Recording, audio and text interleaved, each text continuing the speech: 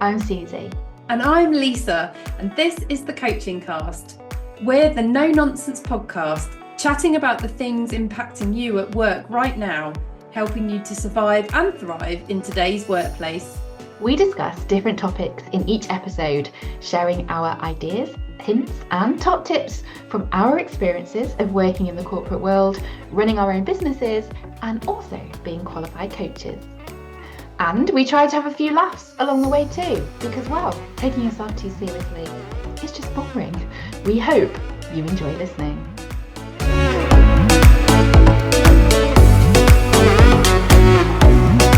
In today's episode, we are talking about a scenario that can make even the most confident among us break out in a cold sweat.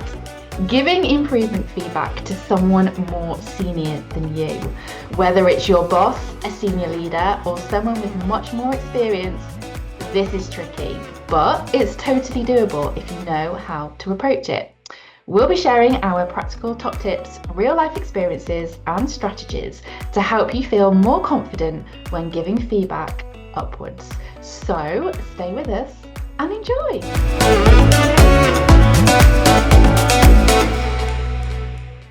So, Lisa, before we get into the episode this month, how have you been?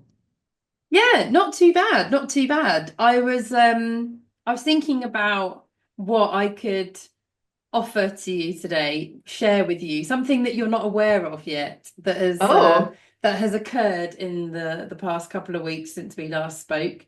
And I was thinking about a recent event actually.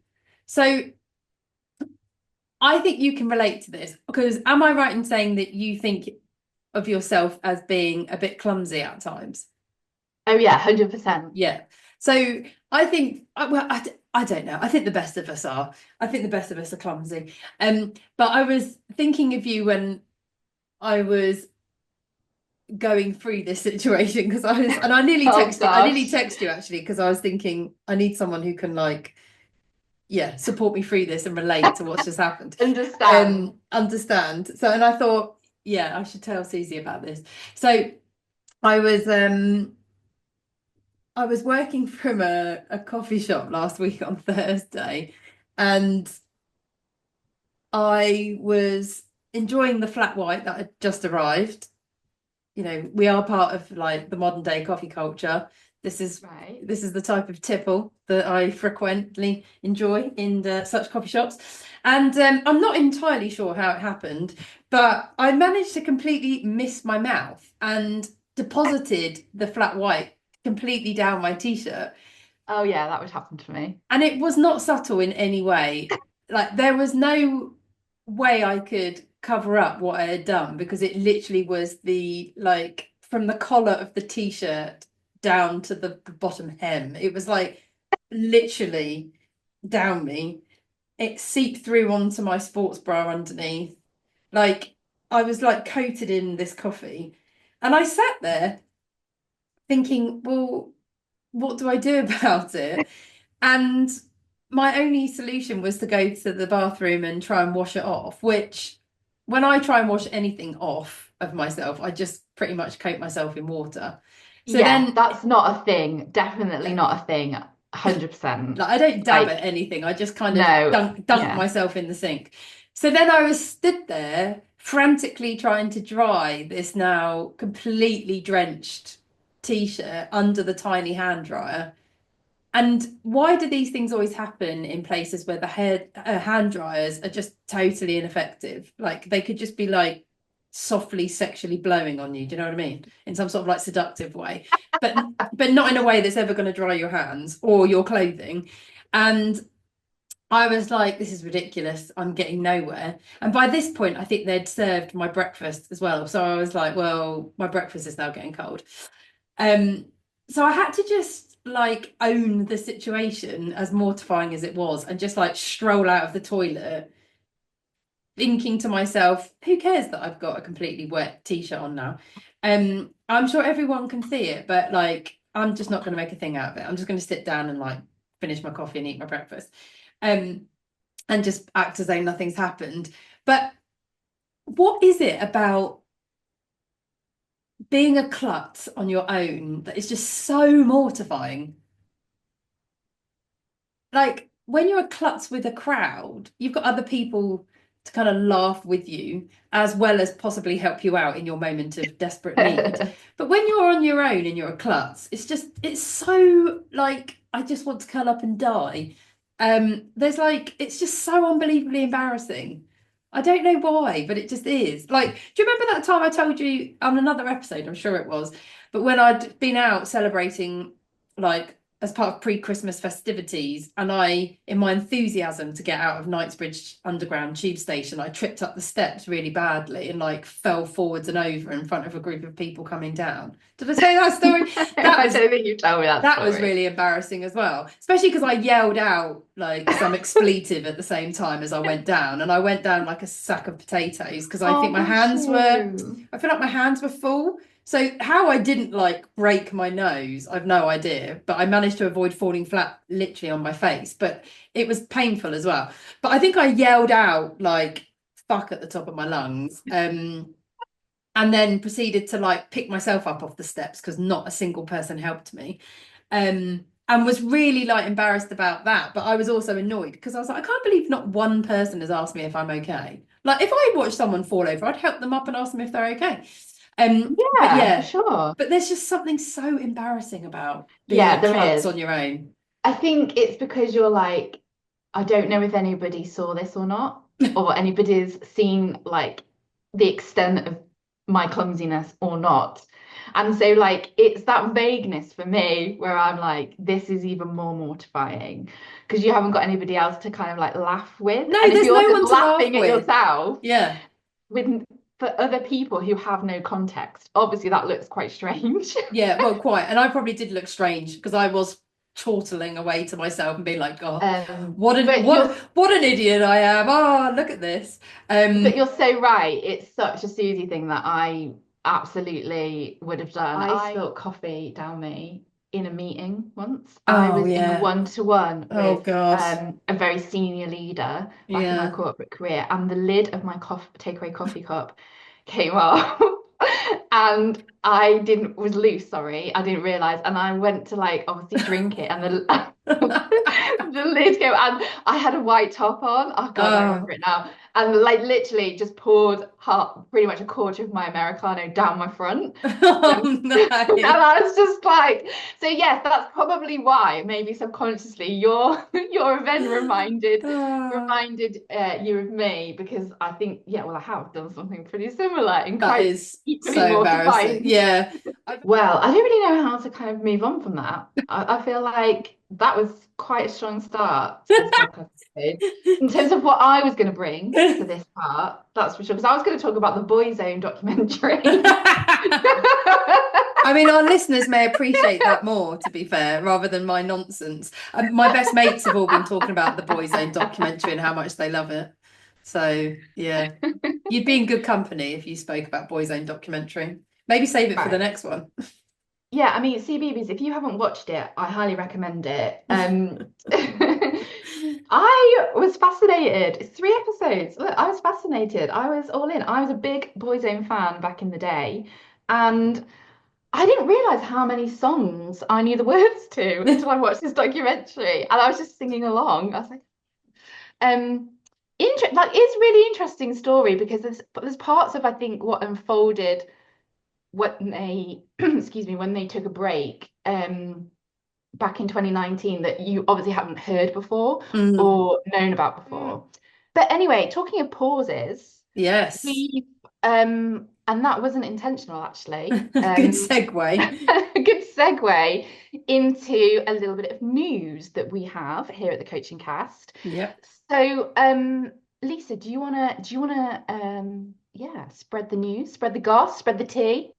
Oh, what a responsibility. So, for those of you who are not aware, Susie and I started this podcast. Well, it started to come together in 2000.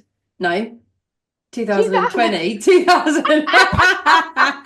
Yeah, it's been going on before podcasting even was a thing. That's how Wow. revolutionary the two of us are. No, We were change makers. I've got 2000 in my head because I went to a 2000 theme party at the weekend, which is a whole other story. Anyway, sorry, no. Let's get that factually accurate. Maybe that's how long it feels like we've been doing it. 2020 was when we started to bring this podcast together, and we formally launched it at the beginning of 21. So for those of you who've been with us since the beginning, thank you. Thank you for still being here. So yes, so Susie and I have decided that after these many years of creating this podcast, bringing it to yourselves, engaging with all of you, which we've loved, we are going to pause the coaching cast when we hit our 100th episode, which is this year. It's going to be around June, July time. So that will be us hitting our I'm going to make another mistake. I was going to say centenary. That is 100, isn't it? For God's sake, please say it is. Okay, right. I should stop now. I don't know I'll why. ask ChatGPT. I don't know why know. you handed this to me as my responsibility. I've totally ballsed it. Anyway, we're going to hit 100 episodes this year. And so for us, it feels like a wonderful milestone to celebrate and an opportunity to pause the coaching cast for now. Now, that may be that you may see us again, hear from us again. It may be that you don't. But we wanted to prepare you guys for this, to give you notice, to let you prepare yourselves for that conclusion, in whatever way you need to. Emotional support is available. You can contact us if you need Well, it's like when Boyzone went on pause, they had a hotline. Oh God, So we need a hotline. So yes, we'll think about whether we need to put something in place. But yes, so don't worry, we're not going anywhere just yet. There's some more episodes to come. yes. This is episode number 97. There's 3 more. Yes. There may even be a special at a later stage this Yeah. year. Who knows? But Who knows? just so you're aware, 100 is what we're aiming for. Yeah, so we're going out with a bang on our 100th episode. So we're pausing for now, and seeing where we get to in the future. But it's been a ride. It's been amazing, and been great. And our 100th episode is going to be a big celebration of that milestone and a reflection back on our journey with the coaching cast to this point. And it's going to be, yeah, one to definitely tune in for in the summer in July. So yeah, little update, little bit of news from us. So should we get into today's episode? Let's do it. Let's go. Let's go.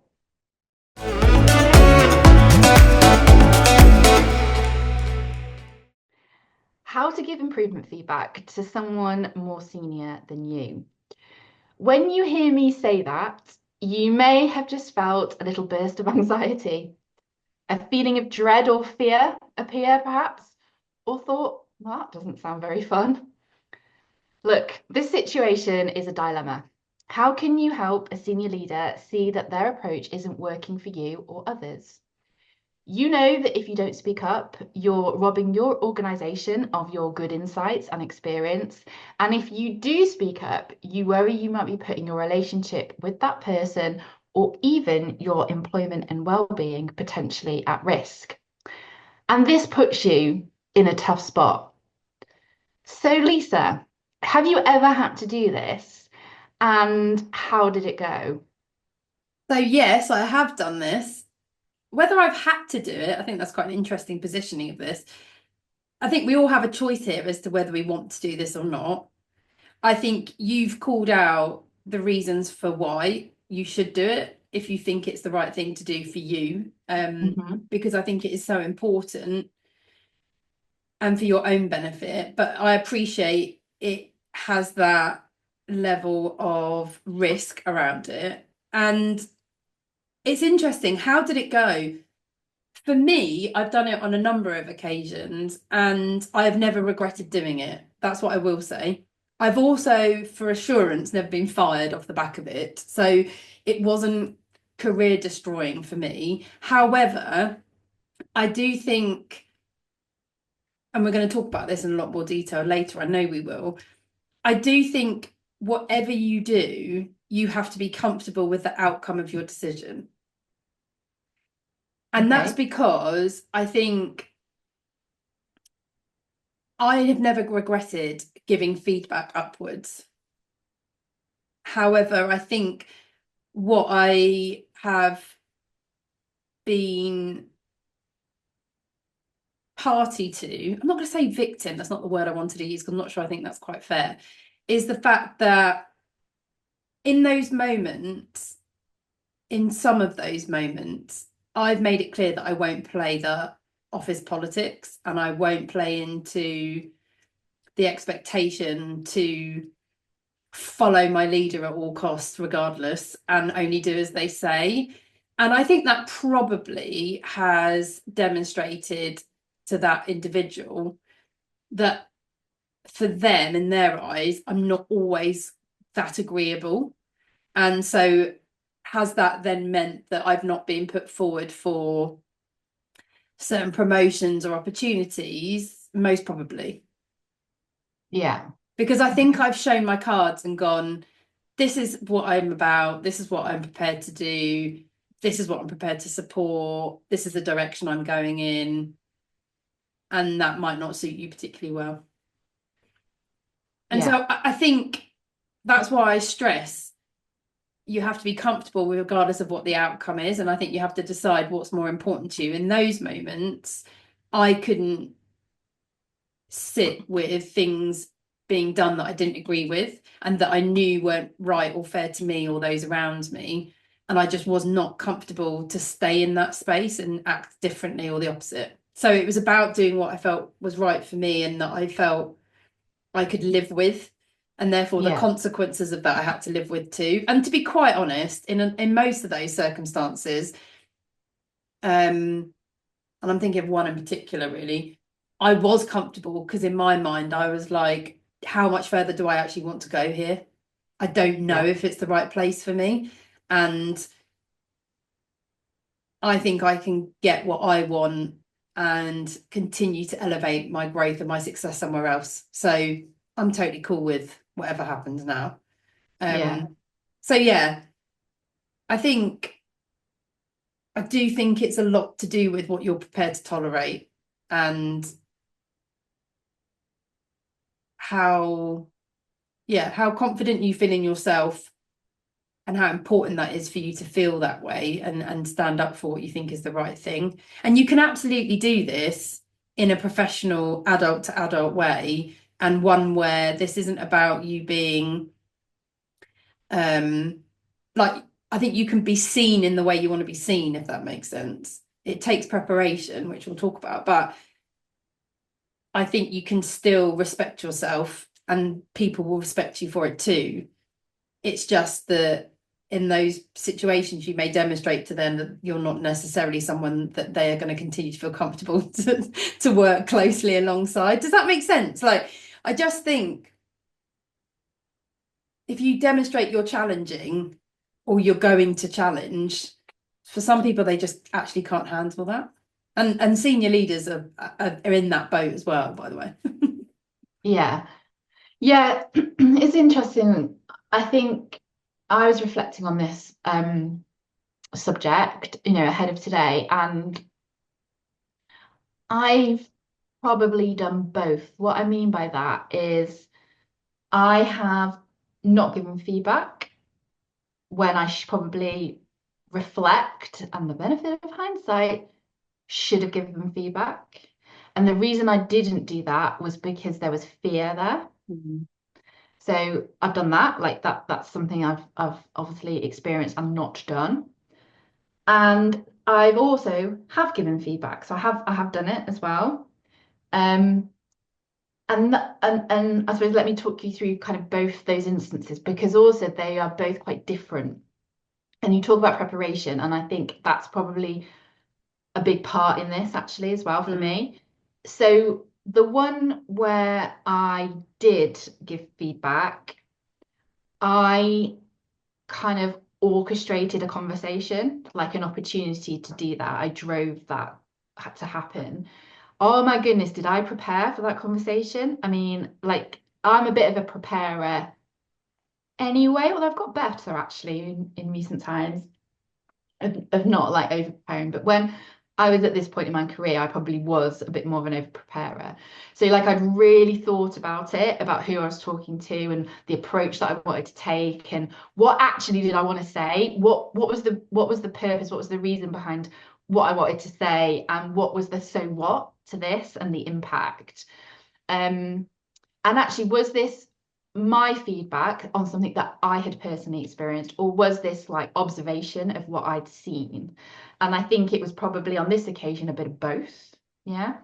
Um, and so like the preparation, the thinking that went into this conversation, I mean, man, that was just like next level. Like I was like, this is crazy, Mm. like this is probably crazy. And I think I probably tied myself up in knots a little bit around what is the straightforwardness, the directness of this message? Because I probably like fluffed it a bit to make it feel softer, and I wasn't clear to be kind. I probably like diluted it.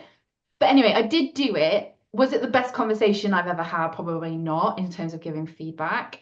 But I did do it, and I think the push that made me actually do it and not shy away from it, it was that was the right thing to do for me, and I could Mm. walk away knowing that I had attempted to deliver that feedback in order to improve a situation for myself and for other people, and that Mm. that was being true to me, and that was the Yeah. right thing. I felt comfortable with that. Could I've handled the conversation better in the moment and prepared for it better? Absolutely. Yeah, 100%. It was a learn, and we take that learn and we evolve and grow.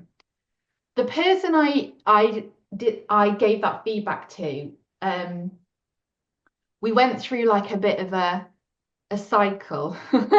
So we started off in quite an emotive place and quite a defensive place. They weren't open. And I was like, oh, inside I was like, oh gosh, like I've not called this right, like I've not judged this right, like this is not, they're not hearing receptive to this. But in fairness to them, I think they were just a bit taken back. And then they didn't shut it down. We got through it. We had that conversation, and there was a squiggly middle, and then there was an end. Yeah. And I Mm. think we got to where we needed to get to in just a more of a roundabout way. And again, I don't think my approach probably helped that Mm. either. Did their behavior change? Yes, it did. In fairness to them, it did change. Um, did it change consistently? No, it didn't. It changed on a couple of occasions. And I think, again, I had a responsibility for how I probably structured and articulated my feedback. But I think it wasn't, sorry, that's me beeping. That wasn't my responsibility around their behavior and how obviously it's changed, that's theirs. And what, we've talked about receiving feedback. It's a gift, and you can decide to do, you have a choice then around whether you accept that gift or you don't, and whether it's quality feedback or it's not. So, I completely get that. So that's one experience I had. The other experience I had was where I didn't give feedback in the moment, and that was a very different situation. And actually, I'm probably still not hugely great at doing this. It's when it caught me off guard. I wasn't expecting something to happen. So basically, I was in a meeting with lots of people, and a very senior leader spoke to me like absolute shit. Like, excuse my language, right? But they did. They were Mm. mean, Mm. mean. It was like mean vibes. And um, I should have said in that moment, please don't speak to me like that. Like, and I should have given that feedback in the moment to that senior person, please don't speak to me like that. And held some assertiveness and held some kind of directness and an authority for myself. I didn't. And the reason I didn't was because one, I was still processing what had just happened. And I'm not as good in the moment because I hadn't had time to really think and prepare about how I was going to approach it. And I also am a reflector. And Mm. in the moment, I wasn't kind of like angry. I think I was just shocked. And then I came out of that meeting reflecting on it, and then I was like, you what? Mm. Yeah. So I think that's one time where if I could do that again, and hindsight's a brilliant thing. And I've evolved and developed now in my own, confidence and professional development. I would love to have given that person that feedback in that moment because actually I think they needed to hear it. They needed to be called on their appalling behaviour in that moment. And thirdly, I probably would have been up for the fight because I think a fight would have come. And actually, I probably would have maybe they might have respected, not maybe it's respect the wrong right word. I don't know. I think they might have appreciated more that directness from me. Mm, Yeah. I think mm, that might have elevated my kind of um maybe their view of me. I don't know for sure. That's my guess. Um, so yeah, I didn't on that occasion, and I think I should have. mm, And in some ways now, and I'm talking about it with you right now, I think I kind of wish I could do actually now. mm. I won't ring them up after this. No, I'm joking. Yeah, that's really interesting. But definitely that demonstration of the difference in terms of how you feel in yourself when you have done it and when you haven't.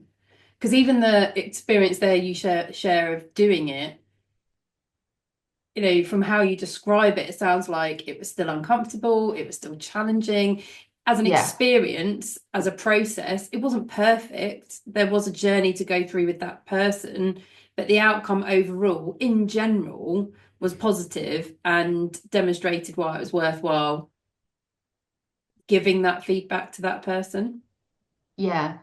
And I think with this, it's one of the things you have to be quite careful about is that you don't also become spokesperson for a lot of other people. Oh God, yeah, And it's 100%. only you articulating the feedback. I Yeah, think there's a fine line between giving feedback based on your own experience and if that's something that you feel is the right thing to do, that's your choice. yeah, Yeah. yeah, Um, but not feeling like there's a responsibility for you essentially to become kind of like the mouthpiece for yeah, other people's experiences because they're not feeling as I maybe even brave or as confident tackling into that with the individual around their own experiences. Well, that's up to them, like that, you know. And I think you've got to be quite careful about this because I've definitely had, I think, a situation where I could have quite easily fallen into kind of being the spokesperson of yeah. the group. Yeah, no, I totally agree. Just blurring my background for anyone who's watching and noticed some strange men walking around in my background area there. The gardener has arrived. That makes me sound really like middle class and wanky. But there we go. That is who that is. Yeah, I couldn't agree with you more. Sorry to come back to that point, Susie, about being a spokesman. I think, look, I do think if you're in a senior management position, you have a connection, a visibility, an awareness of more people in the organization at a closer level than the exec team does. So I do think there's an element of you being responsible of raising, flagging issues to senior management, to the execs, as and when you become aware of things that, to be quite frank, they may have no understanding or consciousness of. But I agree with what Susie's saying. I do think there's a balance because what you don't want to become then is just the mouthpiece of misery, where actually all you ever channel upwards are negative feedback comments from other people. And I don't think you should ever do that in verbatim. I think that's your role to validate and to explore and to understand what the true issues are and to be able to then succinctly and concisely engage the exec team in what that is, offering solutions as you go if you're in that position of authority, because to be quite frank, for me, that is your job. You are supposed to be that bridge to connect the two. But I think what we're talking about here specifically is giving feedback of your own, that's your experience, to those who you feel need to hear it, who are possibly senior to you. And I think that very much should be your own feedback, like all feedback, to be honest. You know, when I was thinking about this episode, I was like, I actually don't think the techniques involved in giving feedback to seniors, those above you, is any different to giving it to your peers or to those you lead. Absolutely. I I think agree with that. I think it's about preparation is key, being specific is key, being timely and in the moment is key. Remembering that the person you're speaking to, strip away their titles, they're still a human being. Um, And regardless of their experience, their seniority, their authority levels, whatever, they're still a human being. And it's about how do you support them to engage with what you're saying in a way that can be helpful to both of you. Because really, the only reason, I think your intention should still be the same, which is that you're sharing with them to enable them to be even better and to help them. Yeah, Yes, of course, it's about helping yourself in turn, but really the driver should be about supporting them to be better. And I know that's what I've always held in my mind when I've fed feedback upwards. Because, absolutely. you know, regardless of whether I agree with them or their approach, I still respect them as a human being, and that's why I'm doing it. And I it's a think as well, respect to myself. It's both. It's like a mutual respect. I respect myself enough to feel that I need to stand up and say something about this. yeah. And just building off that respect piece too, like I think, I coach a lot of very senior leaders, and C-suite, kind of Mm, people. And I'm just, yeah, just reflecting, like I've had a lot of people in the work that I do, it's lonely at the top sometimes. mm, And, often people can get at that level can get put on a pedestal where nobody's real with them. mm, mm. Yeah, 100%. And so I think I reflect on my own experience of being in a fairly senior leadership role and also working with clients. And I think, actually I've really appreciated when people have offered me feedback of where I could be even better or where something's not worked for them. Yeah. Because often you don't, because for this very dynamic that we're talking about today, you don't often hear it, you don't Mm, often get it. So when mm. it comes, I have found, just to kind of play the other side of the coin to this, that often people are more receptive to it than you may think, Yeah, because it's lonely at the top and they don't often get yeah, that opportunity to hear about the impact maybe of what they've done or their behavior or whatever it is. yeah, Um, yeah, absolutely. yeah. And I think, we're talking, I think that's positive reinforcement and encouragement to say that worked well what you did there. And that's Yeah. speaking to people and that's resonating and well done. I think you've really connected with people, as well as saying, actually, on this occasion, I think you got this wrong. And this is why, and this is what I'm offering. 100%. And I think, look, for me, where it's worked the best is where I've cultivated strong relationships and there's a level of honesty and trust there. So that, but Yeah, again, and for me, 100%. that's the truth of giving feedback effectively to anyone. It has Yeah. to start with you having some form of trust, and respect for each other already. Because Yeah. I don't know anyone, I mean, I think senior leaders, some of the best ones are those where they are receptive to feedback from strangers in their companies and they're prepared to listen to it. It's really hard. It's not easy, but they are. But they're the best, but they're the rarest as well. Yeah. um, so I think, yeah, I think it is acknowledging that actually, and we've talked about feedback before, but that principle, the Brené Brown principle that we love, being clear is being kind, and that's to whoever you're talking to. Mm. It's not, So yeah, if you're listening to this episode now, okay, and you're thinking, yeah, okay, maybe I am going to do this, um, or even I want to do this. What would you say then, Lisa, some of your do's and don'ts in navigating this successfully? I think you've got to think who these people are and what they do and how they operate. My experience has been less is always more. These people are busy, they've got a lot going on, they're occupied with a lot, and they move fast and quite pacey. That's been my experience anyway. I think that's quite true of a lot of traits of very senior execs anyway. I think to get your point across, do be really clear, be really specific, use a factual, true example. Don't take a list. Yeah. Don't take a list of gripes, moans, whinges from you, from everyone else. It will dilute the point. It will overwhelm. You won't get their attention, engagement. They won't take you seriously.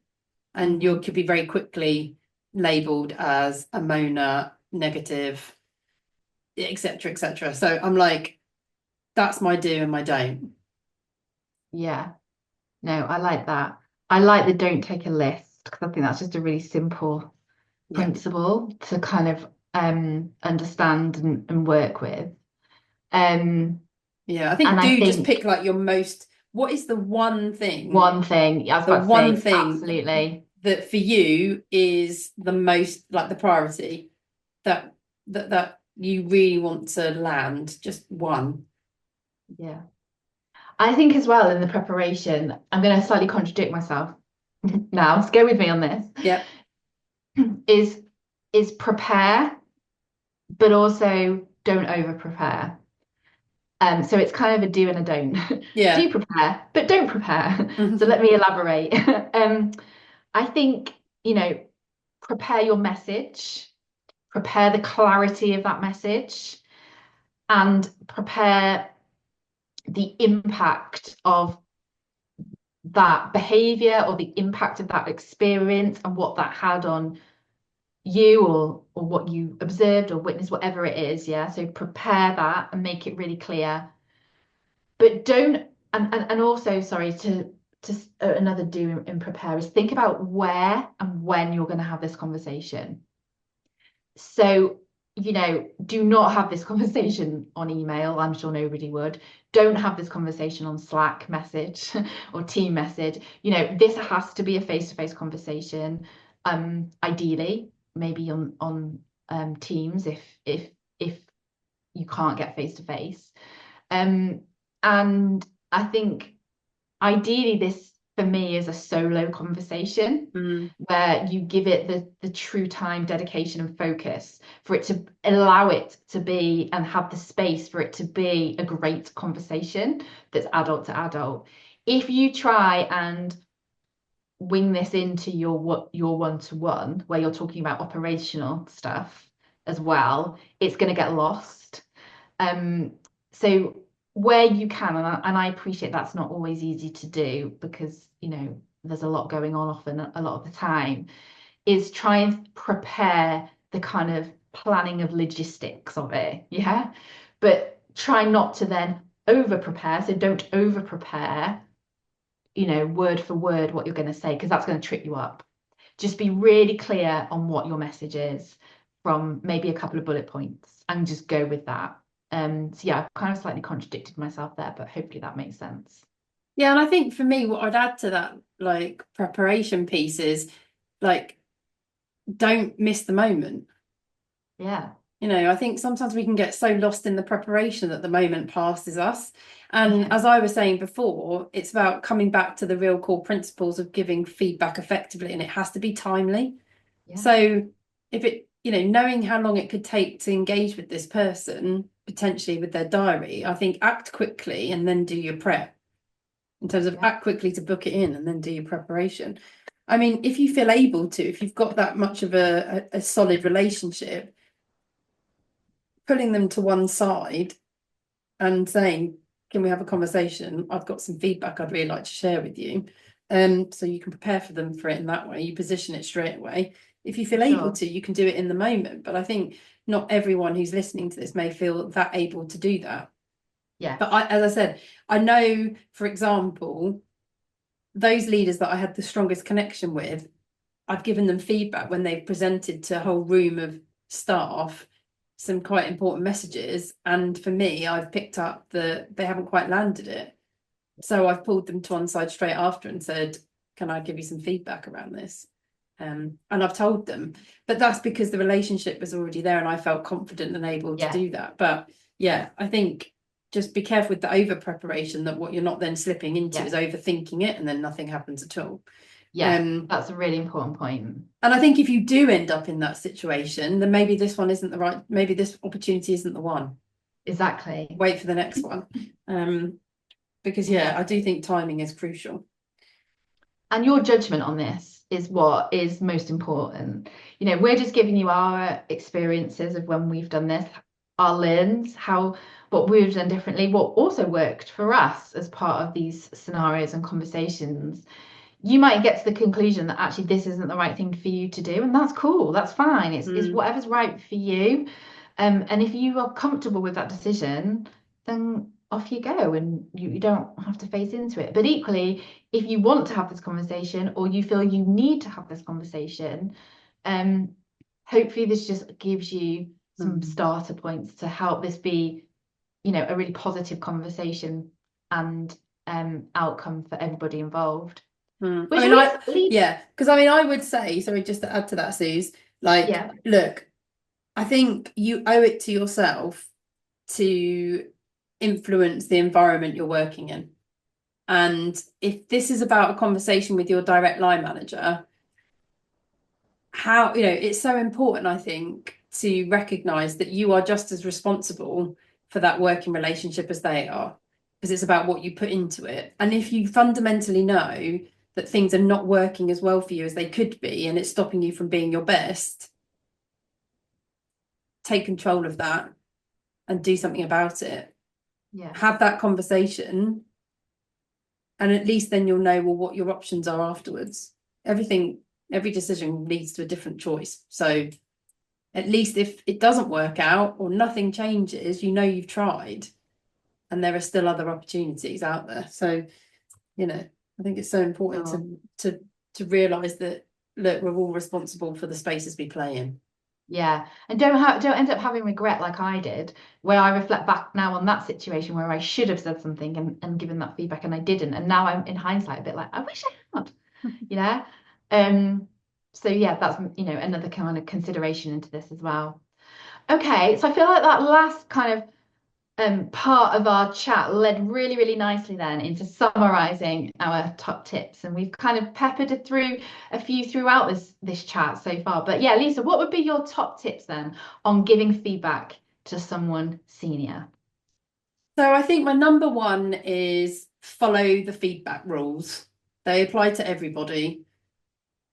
So remembering that this is a human being that you're talking to, and to help yourself, I would think of them in exactly those terms. Strip away their title, strip away their hierarchy, all of it. They're a human being, and this is about supporting them to be even better, which in turn will support you to be better. So I think really be clear about the rules for giving effective feedback and follow them. They are applicable here. I think be, as I said, accepting of the outcome, whatever happens.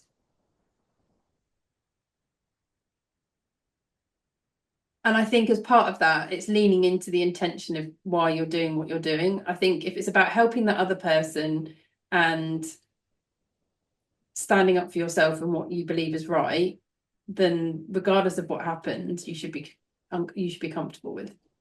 And then I think my third thing was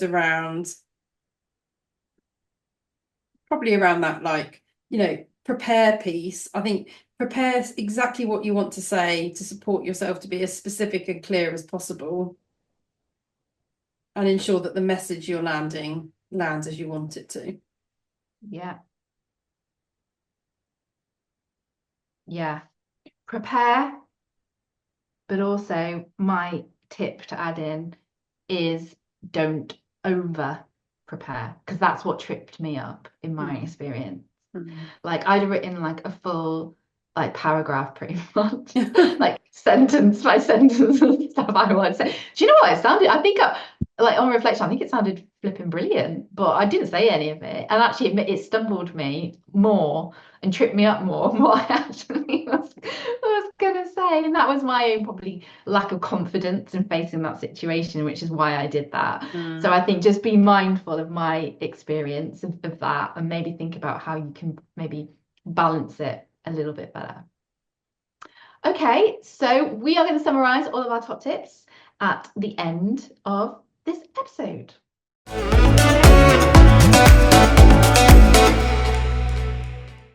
It's now time for bullshit bingo, where we call out phrases which get commonly used in the workplace, which make us cringe. Our bullshit bingo for today's episode is land your plane. Essentially, when people are talking in circles or incessantly or over making their point, I guess. So, yes, land your plane. Good one, this. This is a Good good one. one. Yes. I think people would have Yeah. said this to me when I worked in corporate. I love making a point about 5 times.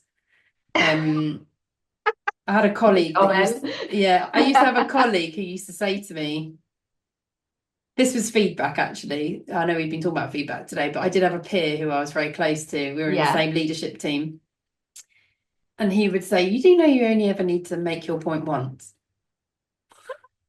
And I was like, what do you mean? He's like, Ooh. he was like, well, because he said you always over explain or you say it twice and it dilutes the power of the message. You just need to like land it and leave it alone. And I was like, good feedback, thanks. I really appreciate it. And it is good feedback, but I have to admit, I still think I do it. And I think it comes when I don't think I've got acknowledgement from anyone of the first Yeah. time, and I feel like I have to say it again. It's 100%. annoying though. I think it's also when you just can't control your gob and shut up, to be quite honest. So this is definitely my friend Lee. Shout out to Lee. I hope you're well, bud. This is what he would have said to me. Lisa, land your plane. Land that plane. Land your plane. I love it. It's really good.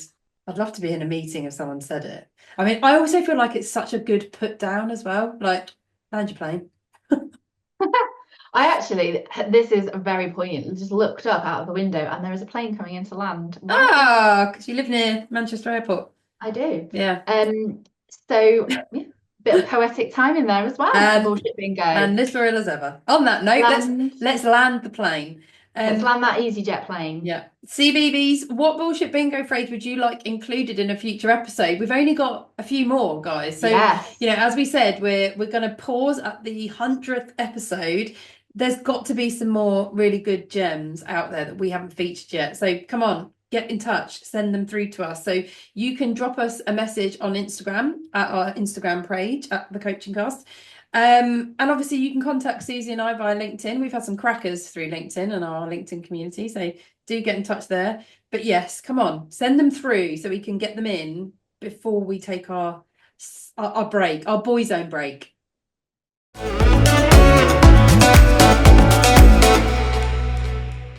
So we're coming to the end of today's episode where we've been discussing the topic of giving improvement feedback to someone more senior than you. Our top tips and recommendations from today's episode are: number one, follow the feedback rules, please. These rules apply to everybody, so make sure you're being clear to be kind. Secondly, be accepting of the outcome and whatever happens, and remember to lean into your original intention of why you wanted to do this in the first place. Number three, prepare what you want to say. Be clear, be specific, and make sure you really land that message. See what I did there? So that the other person is clear around what feedback you're giving them. And also, I think on the subject of preparation, prepare, but don't over prepare. So I talked about my experience. Don't tie yourself up in knots. Don't make this harder than it needs to be. Just balance that preparation as much as you can. So some self-coaching questions to ask yourself on this topic are: number one, what specific outcome are you hoping to achieve by giving this feedback? And how can you frame it in a way that focuses on improvement rather than critique or criticism? Two, how can you balance honesty and respect in your delivery to enhance your chances this feedback is well deserved? Because look, that's the intention. Number three, what assumptions are you making about how the other person will respond? And how can you manage your own mindset and confidence to stay composed and clear? And number four, upon pondering maybe these questions, what are you going to do differently? Don't worry if you're out on your dog walk and you think, I can't remember all of these. They sound great, but I'm not going to recall them. Well, all of our tips and self-coaching questions will be on our Instagram page at the Coaching Cast following the release of this episode. If you enjoyed this episode, be sure to look up our episode on how to manage your manager, which we recorded in season 3, episode 6. It was back in November 2021. Bloody hell. And you can listen to this episode, this historical episode, as well as this one, wherever you listen to your podcasts. Now, talking of episodes, we will have a brand new episode for you next month in early May. And that one is going to be all about what to do if you are currently stuck in a cycle of thinking, I am not good enough, which is a daily experience of my own. I'm sure I will have a lot to contribute to this one. And believe me, I am also a work in progress. The best place to be. Yeah, it's going to be a good episode, that one. So, CBBs, we know how busy you all are, but it would really mean the world to us if you could rate, review, and subscribe to the Coaching Cast wherever you listen. It takes just a few seconds and it's free to do. Or why not tell one person in your life who you think this podcast might help? Pass it on, send them a link or a specific episode from our massive back catalogue. Did we say we've nearly reached 100 episodes? It really helps people to come and listen to us and make the most out of this resource that we've been building. So we like to end each episode of the Coaching Cast with our personal song recommendation, giving you energy and motivation as you launch into the next part of your working day. It's my choice this week, and listen, it was obvious what song I was going to choose. It has to be a Boyzone song, a classic Boyzone tune. And so I have chosen Boyzone, Love Me for a Reason. What a classic. I'd forgotten about this song until I heard it on the documentary, which I think you should go and have a look at and watch. Honestly, are you getting any like money from Netflix or honestly? This episode is not sponsored by Boyzone. Can I just be clear? Or Netflix, considering how much Susie advocates for Netflix. If we're not talking about Below Deck, we're talking about Boyzone documentaries.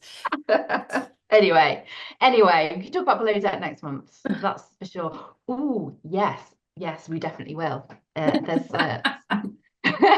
teaser there for you all. Little teaser. Right, I need to stop talking. So see you next month, CBBs. And remember, you've got this.